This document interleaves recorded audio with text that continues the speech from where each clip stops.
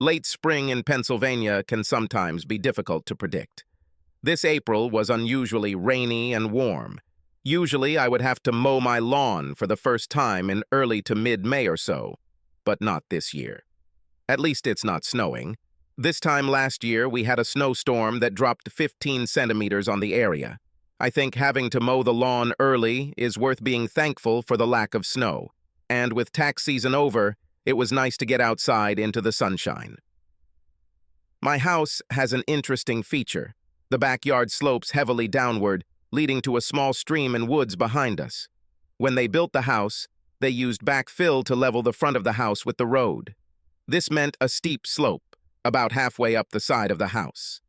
Thus, the basement, completely closed at the front, ended up at the back.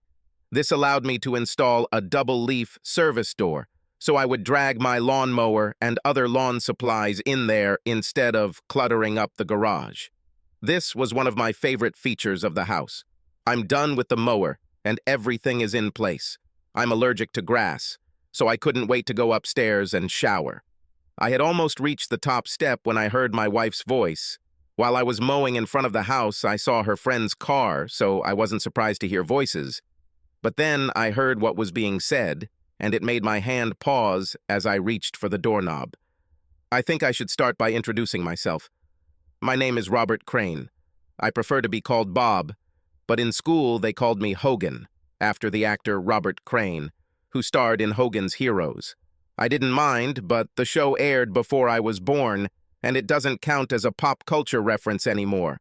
When I graduated from the University of Pennsylvania with a degree in accounting, I was still called Hogan. After graduating, I earned my CPA degree in the shortest amount of time required, and I'm currently working for a large firm in Philadelphia as a team leader doing audits and the like. It's not the most exciting position, but it pays very well, and I've been able to see the inner workings of many companies. I have a special gift for forensic analytics, building financial trails to investigate things like fraud and money laundering. I am considered an expert and was even asked to advise the FBI on 2 cases. My wife, Kelly, was a political science and business major planning to pursue a law degree when we met early in our freshman year. I was sitting waiting for the first day of classes when she walked in. Kelly had a tall, slender figure, like a ballerina, only with slightly larger breasts. Her long strawberry blonde hair flowing loosely over her bare shoulders was a beautiful sight. She wore a beautiful sundress with sandals that emphasized her amazing legs, smooth and elastic. The mixture of innocence and sexuality was too strong. I was overcome with instant lust. Unfortunately, Kelly wasn't sitting next to me, and she was not assigned to my group project. It took me 4 weeks to approach her and break the ice. I made a stupid joke and she laughed. It wasn't a graceful giggle, but a full-blown laugh. We started talking and I asked her if she wanted to have coffee after class. "I've been waiting for your question for 4 weeks," she smiled in response. The last 2 years of college, we were rarely apart. Our parents weren't too happy, but during our senior year, we moved in together. But they saw how devoted we were to each other, and soon came to terms with it. I couldn't imagine how things could get even better. But that's what happened. I graduated from university and immediately took a job at one of the large accounting firms in Philadelphia. I was making a stupid amount of money for a recently graduated 22-year-old. Kelly was accepted into the University of Pennsylvania Law School, and we stayed in our student apartment. My company offered to pay for my MBA degree, so I took classes too. I rode SEPTA to work every day, so I didn't need a car, and it cut down on costs. 3 years later, Kelly graduated from university, and I proposed to her during a birthday dinner at Morton's Steakhouse in Rittenhouse Square. 6 months later, we got married. Kelly accepted a position as a deputy district attorney in the Bucks County District Attorney's Office, which is north of Philadelphia. We decided to buy a house in Doylestown, which was the county seat and had a courthouse. The regional rail line also ended there, so I could take the train to work every day. It was an 80-minute drive one way, but it was better than driving on the Schuylkill Expressway or I-95. Kelly and her mother found a home. It was a great starter home with 3 bedrooms. One bedroom was equipped as an office with 2 desks. I will sometimes work from home. and Kelly needed her own space for her legal work. The other bedroom will be the guest room, and of course, the last room will be our master bedroom. It was also close to her parents' house. Kelly convinced me that this was a built-in nanny option once we had kids. I was an only child and always wanted to have brothers and sisters. Kelly and I had talked about having kids since freshman year and agreed to wait until Kelly was settled in her career before we started trying. But now we've reached this point, and 2 nights ago, we agreed to stop taking Kelly's birth control and start trying for a baby. I was happier than ever before, and then I heard something that made my hand linger on the doorknob. Hogan and I decided it was time for me to get pregnant, Kelly announced excitedly. This delighted her friend, Olivia Watkins. Both women made the same high-frequency noise that made me think of whales accidentally beaching themselves off the Jersey shore in an attempt to get to him. Standing on the stairs, I grinned at their excitement, which matched my own at becoming a father. Reaching for the pen again, I heard a question that wiped the grin off my face and the happiness right out of me. "This is wonderful, Kel," said Olivia. "But what are you going to do with Paul?" "The floor?" "Shh." Kelly calmed her friend down. "Hogan is outside mowing the lawn." There was a pause, and I could almost see her looking around, waiting for me to appear. Then she spoke again. "I already told Paul that I'm ending the affair." He didn't mind. After Grossman steps down as senator, Paul thinks he has a real chance. Getting caught having an affair with a married employee would be very unpleasant. It's that simple.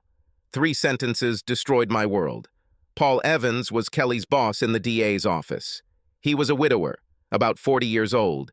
His wife Anne died of breast cancer, leaving him a single father to their daughter, Barbara. Paul was a true political animal, and Kelly told me stories about his maneuvering within his party to run for higher office. Looks like I just found out how my wife got access to all this secret information. "Is it true?" Olivia said. "Just cold turkey? You've been hot and serious for 6 months, and now you're just going to give it up?" The teasing doubt in her voice made me want to rip Olivia's head off. She was a classmate at Penn State, and I knew her before Kelly. I knew Kelly and Olivia were best friends now, but I always thought she was still my friend. Looks like I was wrong about this. "Stop it!" Kelly protested, giggling. "You're so bad. Paul is a great lover, but he was just rough to play with. I love Hogan, but Paul just took me and used me the way he wanted. There was no love, only rough sex and power. Now that Bob and I are going to have a baby, I don't want to take any chances. I love Hogan and will be a good and faithful mother. How many more cliches are we going to have here?" I asked myself a question. All I still need to be completely happy is to come home, find an unfamiliar car in the driveway, and discover that they are having sex in my bed. I wanted to run into the room and scream, destroy the room, but my muscles were paralyzed. I was so stunned that I couldn't move. My heart was beating in my ears. "So, cold turkey?" Olivia asked. And again Kelly's giggle. "Well, not cold turkey," she admitted. "Next week I have a conference with Paul in Pittsburgh. We'll have our farewell party there. I'll miss the sex, but Hogan and the baby are more important. I couldn't stand it anymore, but I didn't know what to do. I love Kelly, but this was killing me. My business education began to make itself felt. I needed to step back and think, and I needed to make a plan. I started stomping up the steps as if I was climbing stairs. Then I opened the door and entered the kitchen. Kelly and Olivia sat there with cups of tea in front of them. Was this a hint of guilt that I saw on Kelly's face? "Honey, are you okay?" she asked worriedly.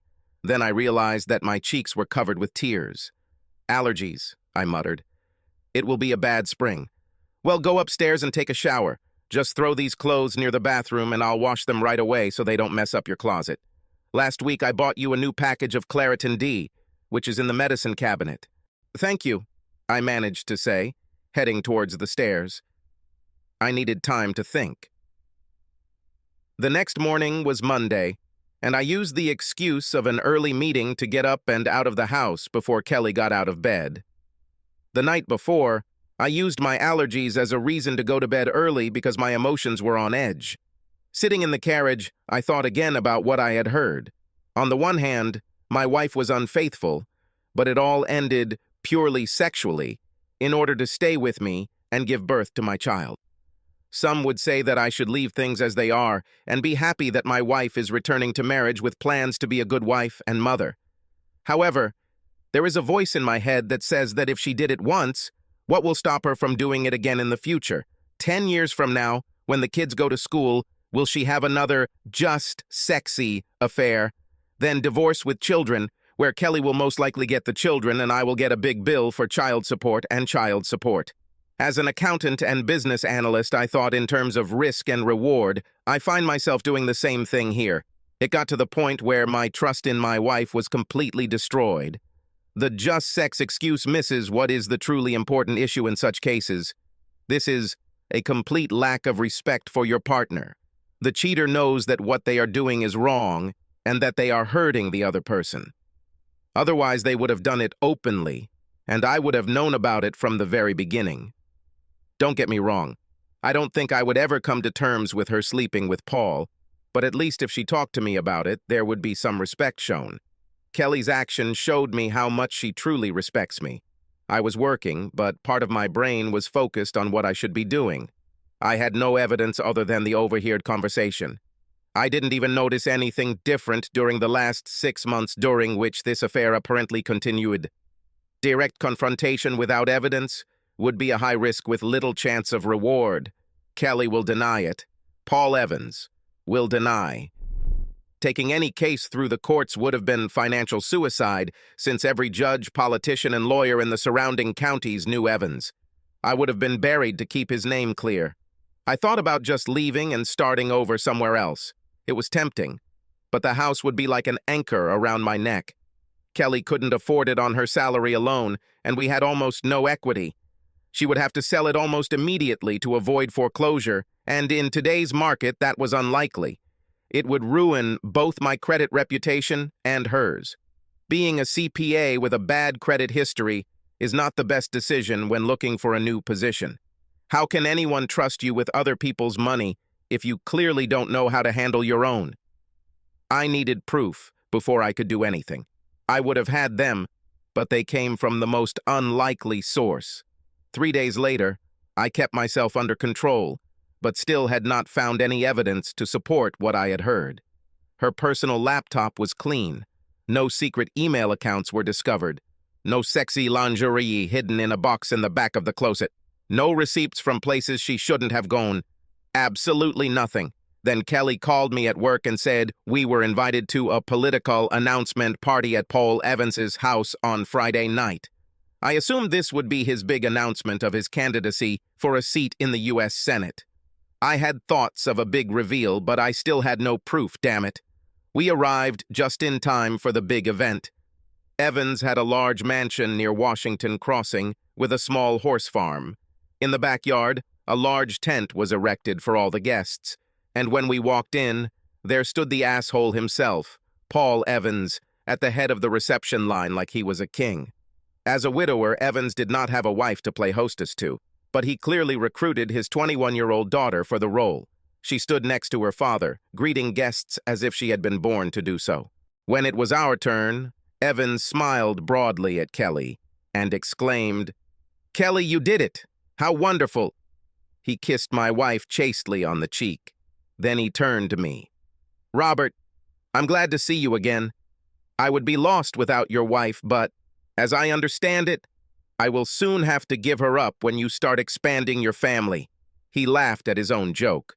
"Just let me take her when you're done with her, and there won't be any hard feelings." Laughter again. Kelly even blushed a little, and I wanted to kill this grinning fool. I understood his hint, which apparently, in his opinion, went over my head. "Who knows what the future will bring?" I said, in a flat, neutral tone. Not hostile, but by no means friendly, I reported the audit results in the same way. Evans blushed slightly, and Kelly elbowed me and muttered something about being rude. Evans smoothly turned to the next guest, leaving us alone with his daughter. Kelly was an incredibly attractive woman, but Barbara Evans was a vision. Even in my inner rage, I noticed this. Her auburn hair and brilliant smile made me think of a young Maureen O'Hara. If Kelly looked like a busty ballerina, Barbara looked like she belonged on a swimsuit pin-up calendar. next to Kate Upton. She had the combination of good looks, healthy figure, hair and skin that photographers dreamed of and often had to use Photoshop to achieve. Paul Evans had the perfect political family with a triple threat. He seemed ideal for the role of wise statesman and family man. Losing his wife to cancer provided him with the ideal wife. She was idolized, and any opponent who attacked her was prepared to commit career suicide. Barbara was a princess, prom queen, Penn State business and law major, former gymnast, and now Penn State cheerleader. According to Kelly, Barbara was planning to try out for the Eagles cheerleading squad at the next open competition since she had just turned 21. With a saintly, late wife and a smart, beautiful, photogenic daughter, the press will love him on the campaign trail. "Robert," Barbara said in an excited tone, hugging me tightly. This was not a polite hug at a party. It was a full-body compression. Parts of her body pressed against me in the most pleasant manner. "You look great. No wonder Kelly hid you away. You never come to any of our parties. You shouldn't work so hard. It's bad for your health." Somehow, she got it all out in one breath. In less than a second, my mood changed from rage to complete shock. I said a few polite words about how beautiful she looked and was about to leave when two thoughts occurred to me. First of all, Barbara never greeted Kelly. And secondly, what kind of parties? Kelly didn't give me a chance to ask as she rushed with her own greeting to the young woman. Then we had no choice but to give way to the next guests in line. When Kelly and I went to hang out, I wondered what Barbara knew. After pouring my wife a drink, I asked, "What parties was Barbara talking about?" Kelly just smiled and snorted dismissively. She was just teasing, little brat. "Paul sometimes holds team meetings and strategy meetings here. He says he thinks better with a drink in his hand, and at a bar you never know who might be in the next booth. She was home several times when we met here. Don't tell anyone, but Paul allowed her to drink at home before she turned 21. Well, that got me thinking. This bastard had sex with my wife right here in his home under the guise of team meetings. These could even be actual meetings that Kelly was the last to leave, or perhaps she left first and came back after everyone else had left. This would prevent the legal team from speculating about why Kelly always stayed behind to help her boss clean up the mess. With his wife dead and his daughter away at college, he didn't need to find a secluded hotel room. Therefore, there is no record of their meeting. "So Barbara attends your team meetings?" I asked. Kelly brushed off the question. "No, she was at home several times when her classes were canceled. She's just teasing her dad about partying during work hours." She pulled my hand. "Come on, honey, buy your young wife a drink." For the next hour, Kelly never left my side. We talked to a few of her coworkers, and several people brought up our plans to have a baby and how sad they would be to lose Kelly for a while, but how happy they were for us. To be honest, I was a little embarrassed. Why did all these people know about our plans? An hour later, Paul Evans called everyone to attention. His daughter stood smiling next to him. He started by thanking everyone for coming and then began by announcing his big campaign. Everyone expected this, but they were still excited. I noticed the local newspaper publisher with one of his reporters nearby, taking notes. I have no doubt that there will be a big article about this in tomorrow's newspaper. I won't bore you with the rest of the party details. It would have been a pleasant time if my heart hadn't been shattered and my brain hadn't been working on overdrive thinking how to prove it all. About an hour and a half after the grand announcement, Margaret Williamson, the first assistant district attorney, came in and said that Paul wanted to meet with his staff. While Paul was an elected official, Margaret was a senior manager who essentially ran the office. Prosecutors might come and go every 4 years, but Margaret was a constant. She was a very tough woman, but at the same time, very respected for her honesty and integrity in the legal community. The older woman lawyer was the main reason Kelly took the position. I really liked her. Margaret had been married for over 30 years to an electrician who had put her through college and now owned a large electrical contracting company. The two were devoted to each other. I always thought of them as role models for Kelly and me. "Sorry for stealing your wife, Hogan," Margaret offered. Paul wants to discuss the organization of the office when he stops campaigning. A moment later, they both left. I walked away from the small gathering of other spouses remaining at the meeting and headed to the other side of the large pool located across from the patio where the party was taking place. There was a wicker swing chair hanging on chains. It was in the shadows, so people could see me if they looked, but I wouldn't be conspicuous. In other words, it was the perfect place for me to try to collect my thoughts. Not having sat there for even 5 minutes, a voice invaded my solitude. "So this is where you're hiding," the voice purred. I looked up as Barbara slid into the wicker swing next to me. She positioned herself so that she was sitting facing me without saying a word. Her little black dress sat on her tanned hips so that it hugged her body, hinting at what lay underneath, without revealing anything. Seductive and innocent at the same time. It speaks volumes about my state of mind that I noted this almost academically. "You look like a person who has the weight of the world on his shoulders," she commented. I didn't really want to talk about this with my wife's lover's daughter, no matter how sexy she was. "We were very busy in the office. There are a lot of audits going on," I said to end the conversation. "Is it true?" Barbara asked interestedly. "I just finished my last accounting course at university. We taught several classes about the use of forensic accounting in law enforcement. I thought it was very exciting. Even in my grief, this surprised me." "Is it true?" I asked incredulously. "Well, it's not sexy or anything, but it really is a detective's job to gather all the right pieces of information from a ton of other facts and put them together to get a clear picture. Plus, since some people try to hide this information, it becomes even more difficult." "Most people don't think so," I admitted. Barbara began to talk in detail about what she had learned in the class and why she enjoyed it so much. I must say that I was impressed. I've had people finishing their internships at firms who couldn't speak so well on this topic. Focusing on her words really helped me push aside both her appearance and, more importantly, the anger that was simmering deep inside me. I felt immersed in the role of mentor. This helped me push the emotional turmoil a little into the background.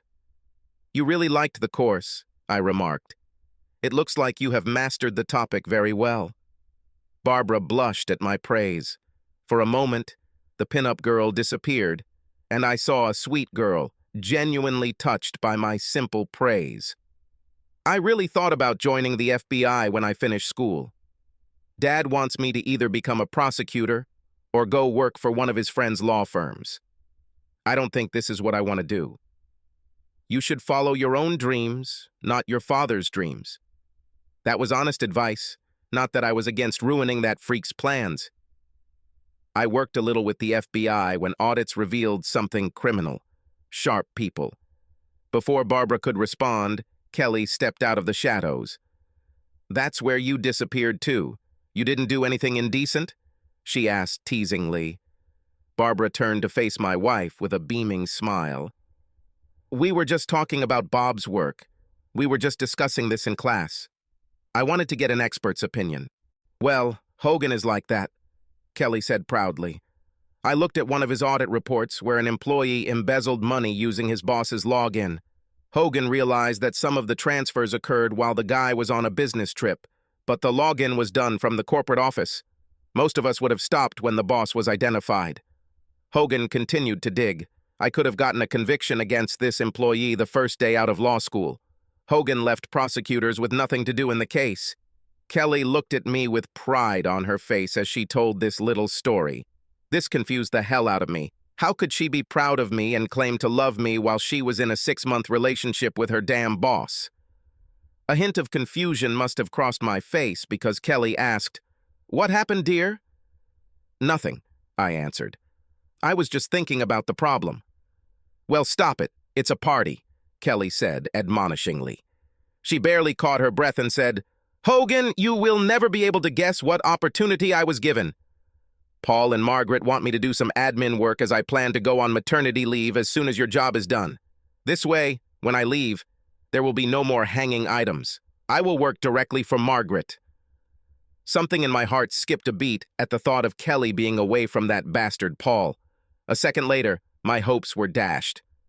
"I'll have to travel sometimes," Kelly continued. "I'll be delivering important papers to Paul during the campaign, so I won't be involved in his campaign, but I'll get to see some of the behind-the-scenes action. This will be so much fun." I felt my heart shatter again. I know I heard Kelly say she plans to end the affair so we can have a baby, but I can easily imagine her being unfaithful again in anticipation of being on the campaign trail. And if she gets pregnant, who's to say it will be my child? Paul is approximately my size and color. Without a DNA test, this would be very difficult to determine. My rage began to rise, but I suppressed it. Now was not the time. Barbara began talking to Kelly about her new position and the campaign. They soon became engrossed in conversation, and I was forgotten. I took this opportunity to pull myself together. After tonight, I'll start planning. I needed to somehow counteract Paul's political power, but to be honest, I had no idea how to do it. 2 days later, the answer came to my office. "Your meeting for 4 o'clock is already here," my administrator called through the open door. I looked at my Outlook calendar and didn't see anything booked. Before I could answer, she came in. Barbara Evans. "Hey, Hogan," she greeted as she entered. Her long auburn hair flowed over her shoulders.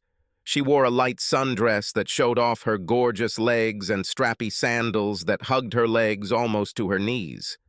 Her breasts were modestly covered, with no cleavage, but the material pressed against her chest in a suggestive manner. 2 thin straps held up the dress, leaving her arms bare. I was speechless as I watched her enter. "I hope you don't mind," Barbara began. She closed my office door behind her. "I told Mary that we had a meeting to discuss my career and how Kelly was working for my father." I politely rose from my chair. "I'm glad to see you. Just working on some reports." I motioned for her to take one of the chairs in front of my table. After she sat down, I sat down too. "What did you want to talk about?" The happy expression suddenly disappeared from Barbara's face. "I think you know, Bob. I saw it in your face when you talked to my father. I'm really sorry that he's ruining such a good guy." I was stunned. This was not what I expected. "What are you talking about?" I asked carefully. Barbara blacked out. "About this asshole known as my father having an affair with your wife." I sat back in my chair when it was said so bluntly. "Did you find out recently?" Barbara asked softly. I nodded. "I'm really sorry." When did you find out?" I asked. "About 3 months ago," Barbara admitted. "I don't know when it started, but I found out about it in February. One Friday I came home early and they were holding one of their meetings at our house. I was having a late lunch with a school friend, and I popped in to drop off my things, say hello, and leave. Dad asked when I would be home, and I answered that after dinner. It turned out that my friend got sick and couldn't come. I had a snack and went home. There I saw Dad and Kelly having sex in our jacuzzi. I took photos and even filmed them running naked into the house. There was a full foot of snow on the ground. "Did you take pictures of your father having sex?" I asked in shock. I was also wondering if I could get copies of the photos. This would be very helpful in a divorce. As if reading my thoughts, Barbara reached into her bag, pulled out a large envelope and placed it on my desk. "Here are photographs from that day, and several others." She paused and grinned. "Dad installed a security system in the house. The entire exterior is covered, and several interior rooms have cameras. If you know the site and have the key fob and password, you can access it from almost anywhere. There is a flash drive with video recordings." I was shocked by this. Paul's daughter conveyed to me everything that could be needed to divorce and destroy her father. "Why?" I asked. The sad expression on Barbara's face turned into anger. "Because," she said quietly, "I hate him more than you ever could." I didn't say anything but waited. After a moment, she spoke. "Dad met Mom when she was a college student. He was an aspiring lawyer assigned to the sex crimes unit in Philadelphia. Mom came to study from Ireland. Her family was well off but died in the Londonderry bombing. She came here to get away from the turmoil. Her voice took on a soft note that she probably picked up from her mother. Mom was dating some loser who hit her so hard she ended up in intensive care. Kelly paused and placed a small book on my table. It was quite thick and decorated with greenery and lace. I found her diary after she died, and she was something of a submissive lover. She liked being commanded by a strong man. This idiot went too far, and she ended up in the hospital. My father was entrusted with this task. They met, the asshole went to jail, and a year later, they got married. My father was always ambitious. He got a smart, beautiful woman with an exotic accent. Mom got a strong man who will protect her. I appeared a few years later. Dad wanted me to do gymnastics. He thought a daughter competing in the Olympics would do wonders for his political career. Do you know how the careers of most gymnasts end? Shaking my head, I replied, I never thought about it. Barbara smiled. They call it the 3 B's, boobs, boobs, butts, butts, and boys, boys. I got the first one. I was told to do cheerleading and be an all-American girl. I didn't mind. I loved performing, but by the age of 16, I realized that I was just a prop for my father's ambitions. Mom knew about this almost from the very beginning. My father had affairs almost from the moment they got married. Mom knew and begged him to stop, but she was too weak to do anything about it. She felt trapped. She was a committed Catholic, so divorce was out of the question. Barbara paused for a moment, and I let her collect her thoughts. After a moment, she continued, Sometimes I wonder if her poor reaction to cancer treatment was a result of her unconsciously wanting to die or actively sabotaging her treatment. Anyway, I was with her in the hospital when she died. The official story is that my father went to court and won a murder case. He forced the doctor to change the time of death. In fact, he had sex with his assistant in her apartment to celebrate. He simply presented his mother as a trophy, and the press loved the story of how they met. A heroic prosecutor goes to save a beaten woman. Damn, that bastard himself beat her more than once, and I saw it. Why are you telling me all this? I was forced to ask. Because you don't deserve it, Hogan. My father, he's not a very good man. After my mother died, he hid his affairs until I left for college. Then he began to organize meetings in the house, and they're not just for his work. He also hosts meetings for some of the charity groups he is involved with. I know for sure that he sleeps with 2 other women from these groups. One of the poor women actually thinks this is true love and plans to leave her husband. Is this what Kelly is thinking of doing? I asked. I understood what I had heard, but I was still curious. Barbara shook her head. No, she thinks it's just fun. They say that power is the main aphrodisiac. Kelly seems to be proof of that. I heard her talking to my dad about some senator they were meeting with. So, what do you want? I asked. To her credit, Barbara looked me straight in the eye as she answered, I want you to get out of your marriage with this traitor. I want my father's career to be ruined to the point where he would never be elected dog catcher in a town full of cats. I thought about just sending my material to the newspapers or even to the other party, but he has too many friends. I believe that together we can make them pay. Won't it be more difficult for you to finish school? She tossed her auburn hair again. No, my mother left me her inheritance as a trust fund. I didn't touch it, but if it came down to it, I could pay for the rest of my tuition and MBA and still have a nice cushion left over. If your mother had so much money, why didn't she take you and leave? She could go to Ireland, where your father wouldn't reach. Barbara winced. As I said, she was raised Irish Catholic. She was taught that divorce was not an option. No matter what happened, my mother held on to her faith until the very end. This is the only thing that makes me think that her death was unconscious and not intentional, since they also consider suicide to be the unforgivable sin. I must admit, I could not see anything but the truth in Barbara. She said she wanted to ruin her father's career, and the fact that I had this information did not bode well for his ambitions. I didn't think it could be some kind of trap. If Kelly and Paul wanted to destroy me, they could do it openly in court.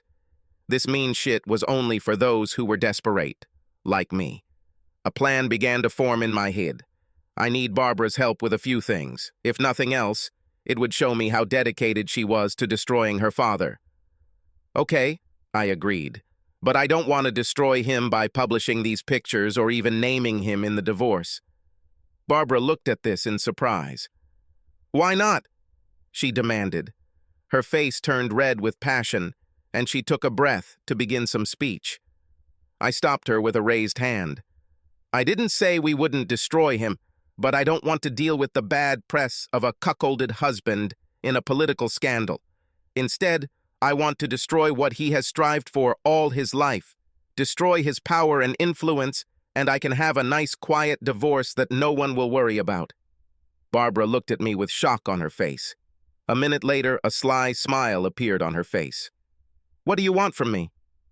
I grinned. I'm going to do what I do best. Get me his financial documents, personal and for his campaign. They took Capone thanks to tax evasion. Having met your father, I have no doubt that I can find something. And if not— What? She asked. I smiled. I can do one more thing.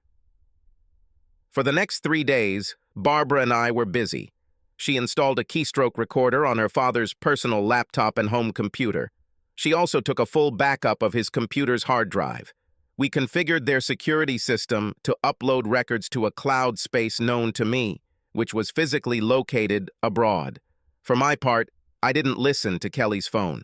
Thanks to Barbara's evidence, I didn't need anything else. I activated a GPS tracker designed for parents keeping an eye on their children. Basically, it just used cell towers to determine the location unless I sent a command to activate the GPS.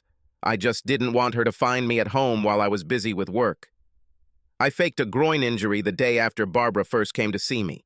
This gave me an excuse not to have sex with my wife. After learning about the number of Paul's partners, I didn't want to take any more risks than I already unknowingly took. Plus, I don't think I could have done it without my anger exploding. By the way, I made an appointment with the doctor to get tested for sexually transmitted diseases. Nothing was detected at first, but some, like HIV, can take months to test positive for antibodies. Kelly went to the conference in Pittsburgh for her last date with Paul, annoyed and upset. No wonder she was very excited about the trip. My problem was that somewhere inside, I still loved her. I will never be able to trust her again, but that doesn't mean I don't still love her. But I also couldn't bear the thought of having sex with her after what I found out. It was Thursday morning, and Kelly, her bag packed, was waiting for Paul and the junior lawyer from their office who was traveling with them to the conference. I wonder if the young guy knew he was their cover. So, I'll be home Sunday afternoon, Kelly said, coming up to me after dropping her bag at the front door. I sat at the table with my back to her and sipped my coffee. She wrapped her arms around me and leaned down until her lips were next to my ear. I hope you feel better so we can start taking care of the baby, she whispered. Her tone would raise the dead, and her scent. It took me back to more innocent days. I wanted to cry right there, but I managed to restrain myself. I'll apply ice to help it heal, I assured her. I stroked her hand and kissed her forehead. She moaned. I wish I didn't have to go there. It would be so much better to just stay home with you and be naked all weekend. You can always tell Evans that something more important has come up, I said. It just came out. And by the way she looked at me, she heard something in my tone. What's your problem with Paul? She asked in amazement. First you were rude at the party, and now you talk like you hate this person. I forced myself to calm down and shrugged. Honestly, I've seen too many hot-headed jerks like Evans who think he's untouchable and the epitome of power. They are a big fish in a small pond. They sell the illusion of power and force people to buy into it. Like that mayor in South Carolina last year. A big influential guy embezzled the city's money while sleeping with 3 married women. Now he's serving 10 years in federal prison, and they're all divorced and publicly humiliated. I get the same feeling from Evans. If he gets to Washington within a week, he'll be seducing clueless interns. But eventually, the wheels of his car will fall off.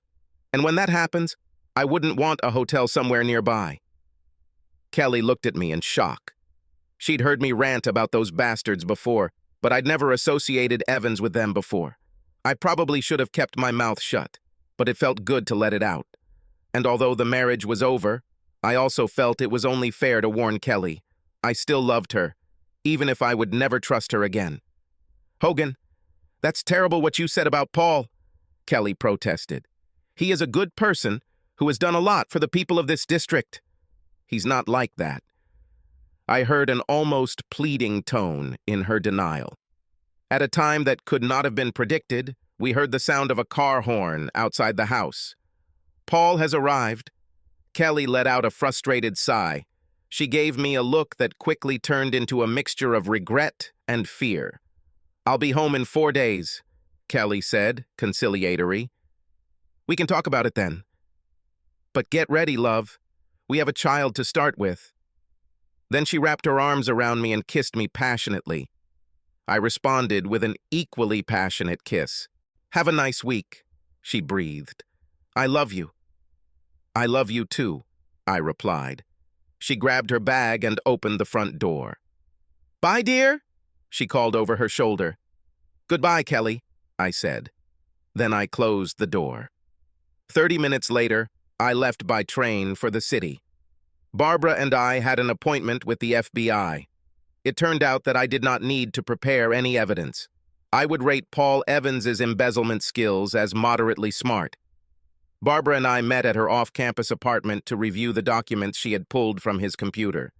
Overall, pretty standard methods. I estimate he had about $2 million stashed away in an offshore account. At least that's what he transferred to it, but I couldn't be sure it was still there because those records weren't included. Much of this money came from various small donors who wouldn't raise suspicion from the IRS, but why were people from out of state donating to the DA's campaign? I was able to trace some of them to defendants whose cases were dismissed or entered into plea agreements with unusually lenient sentences. It was Barbara who found the biggest bomb. It turned out that she was not the only child. Along the way, Evans knocked up 2 more women. One of them was born 3 years before the death of his wife. His mother was one of his employees at the time. The third child, born 8 months after his wife's death, was born to an 18-year-old volunteer at the hospital where his wife was being treated. Evans gave each woman $2,000 a month in campaign contributions as poll research consultants. Barbara almost destroyed her own apartment in anger. That red hair really is a warning. By the time Kelly and Paul left, we had already checked everything in Paul's notes. Questions remained, but we did not have enough resources to get to the information. So I wrote down all my findings and set up a meeting with the senior FBI agent I worked with in the Philadelphia office. Barbara came to tell him the story we had made up. Barbara said that after taking a forensic accounting course, she wanted to look at real documents. She decided to look at her father's notes out of innocent curiosity. When she noticed some strange things, she called me because my wife worked for her father and knew about my experience. Gary was a seasoned professional. He knew there was more to it, but we dropped a gift-wrapped gift in his lap, so he didn't press the issue. Dirty prosecutor in his own backyard? A dirty prosecutor who just launched a campaign for the U.S. Senate. This career-making thing feels like manna from heaven. We caught a taxi to Barbara's apartment since she had a late class, and I walked to the 30th Street station to catch the train home. I thought about packing my things and leaving when Kelly got home. Gary promised to expedite the case to at least subpoena Evans' documents by Wednesday. It is unlikely that much time will pass before word of the investigation becomes known. The bastard will find out how illusory his power is when all the rats leave his ship. Kelly called me while I was on the train home. She said she called early because they were going to have some big dinner and it would be very late before she got back to her room. I had no doubt that tonight she didn't plan to stay in her room at all. I made some vague remarks, saying that everything was fine. She caught my distracted tone and asked what was the matter. "I just had a meeting with some FBI agents about something," I replied. "I'm in the carriage, and besides, the investigation is still ongoing, so I can't talk about it."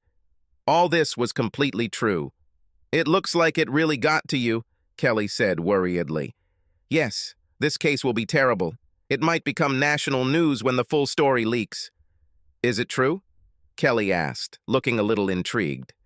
Can you give me a little hint? I couldn't resist.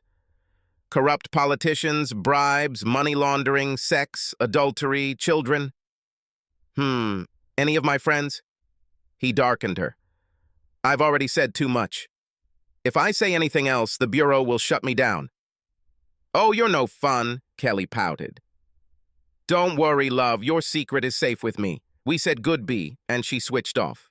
When I entered the house, it all just amazed me. My marriage was over. We dated and were married. We were together for 10 years. I never expected to be single again, but now that's exactly what I was about to do. In the end, I just sat on the couch and waited for the sun to set. I just sat and watched. I felt like I was watching my life sink into the horizon. I was just watching. It was many hours after sunset before I moved again.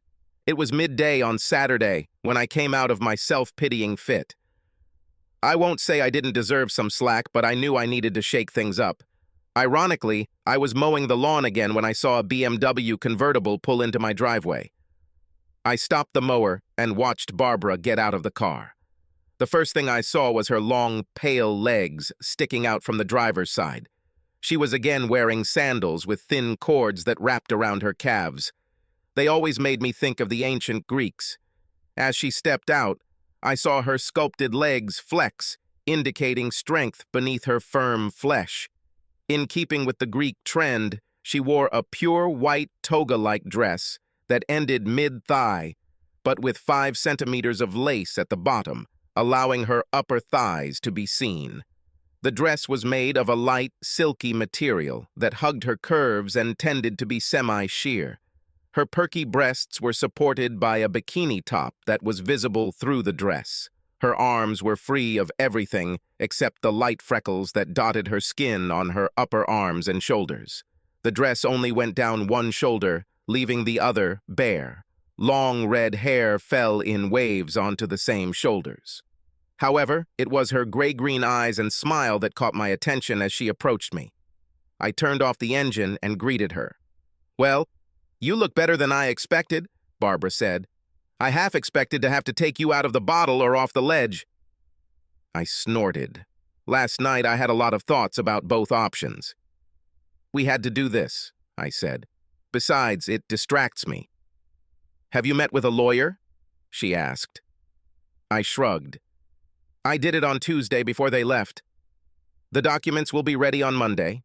I agreed to audit a client in Austin and leave on Tuesday. Usually I spend 3 days on such business trips, and then work remotely until I complete the report. In this case, I will be there for all 3 weeks. I shrugged again. This is probably a coward's way out, but I don't want to be here when all this mess starts brewing. I saw agreement on Barbara's face. She knew that this would draw attention to her as the daughter of this bastard. "Well, I'm glad you're thinking ahead," the redhead said. "But I realize that this is what you are good at." That smile again. "Now I can plan too." "Okay, here's my plan," Barbara announced. "I'll help you finish your work here, and then you'll come to me. We'll have fun, and you'll even be able to look at me crazy.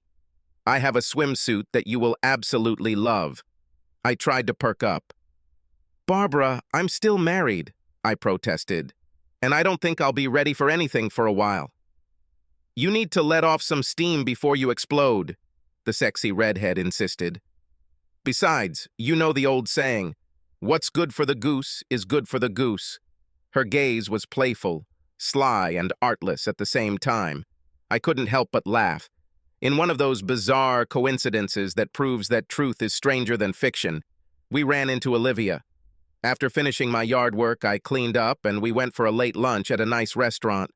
I wasn't in the mood for revenge sex, but it was nice to get out of the house, and going somewhere with such a sweet girl like Barbara was not at all difficult. As I approached the restaurant, I noticed that a car was parked outside. It was Oliva's car. I almost told Barbara to turn around and we could find another place, but I didn't. Instead, I did something that was completely out of character for me. It was all on a whim. After all my careful planning, something just snapped inside me when I saw Olivia's car parked in that lot. I casually hugged the red-haired beauty and led her into the restaurant without further ado. There I gave the owner a tip so that he could seat us at a certain table. It was somewhat obscured, but was visible when returning from the toilet. I sat Barbara down facing outwards and sat down next to her.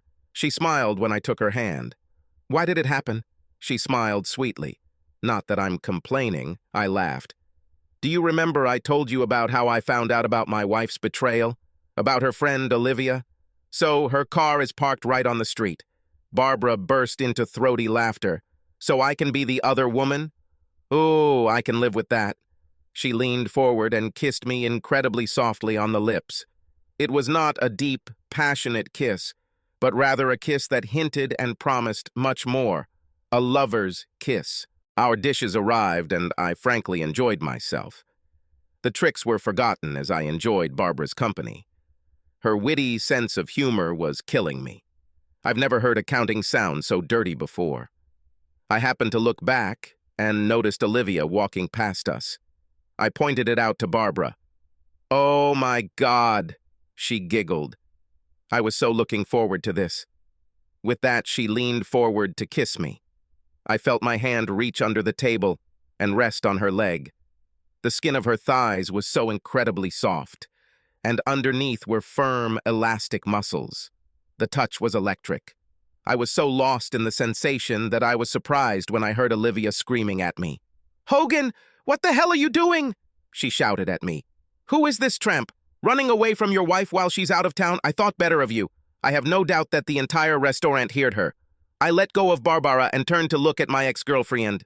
"What's your problem, Liv? It's just a little carefree sex before Kelly and I settle down and have a baby. And could you keep it down? People are trying to eat." Olivia stared at me as if I had hit her with a dead fish. "What?" she began. "Oh, come on, Liv. Kelly does the same.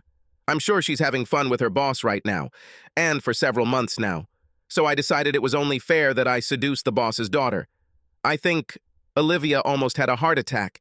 Feeling Barbara start to giggle, I gave her a gentle squeeze to keep her quiet. "You know about—" Olivia stuttered. "I know that I must be a faithful, ignorant husband while my wife runs around being so ably helped by a woman whom I considered my close friend." Olivia winced at the contempt in my voice.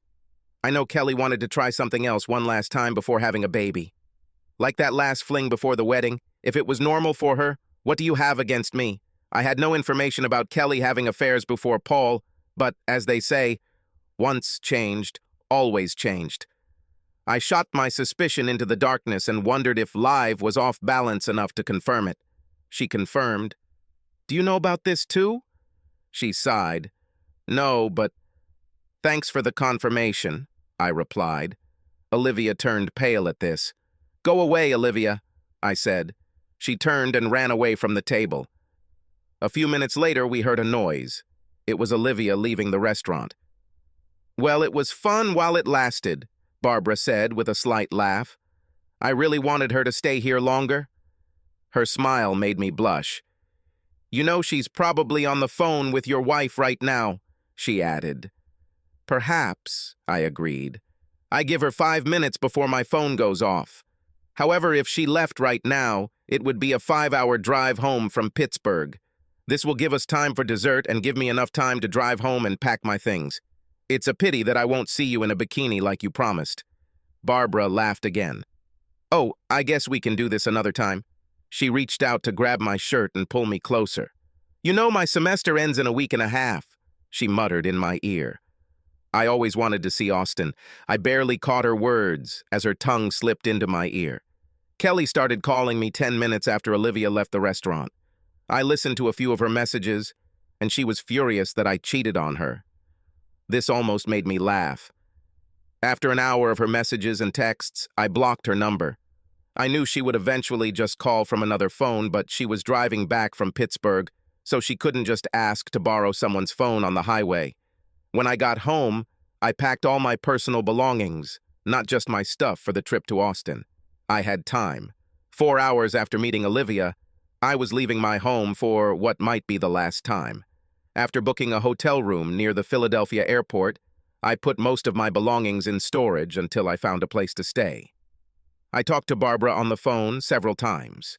She was walking with a friend because her father was now leaving furious messages on her phone. I moved my flight to Austin a day and left on Monday morning. Kelly managed to call my phone several times from other numbers. Now it was a tearful rant about how I could do this to her, why I ruined her career, etc., and so on.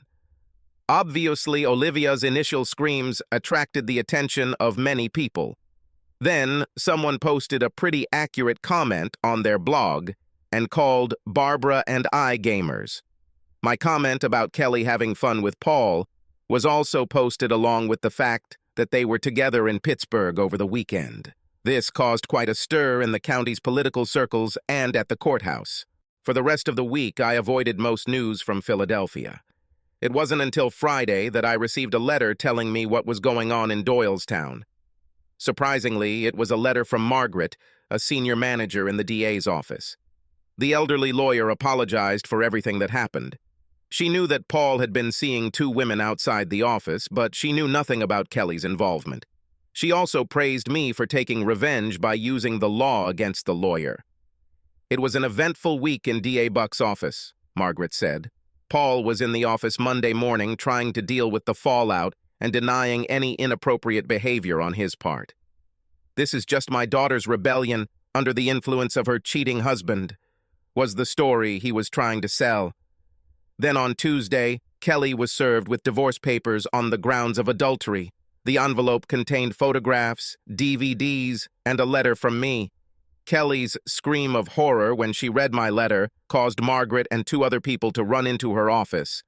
Kelly fell into a chair in shock, and Margaret noticed the photographs that had fallen out onto the table.